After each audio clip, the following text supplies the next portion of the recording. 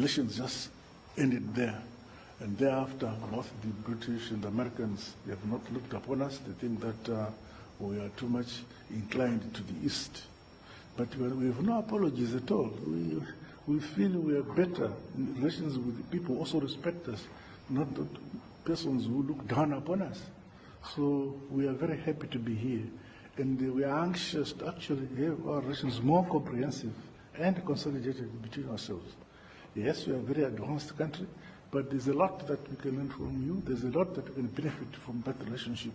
And there's a lot that we can open for the Russian Federation to participate in our economy, especially in the mining sector and in agriculture.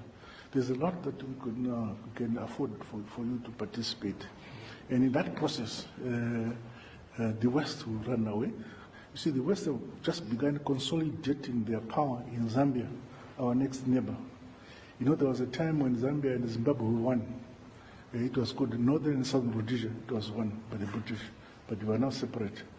And the Americans are consolidating their power in that country, both in terms of security and in terms of financial support to Zambia, to make sure that we feel lonely. But that will not change us, because we have taken a course which, as a people, that we feel we want to be independent, and we choose our friends ourselves. And besides, we are independent today because most of us in the leadership trained here during our war of liberation. We got our independence because we were supported by yourselves here, and you don't forget that history, and you stood by us.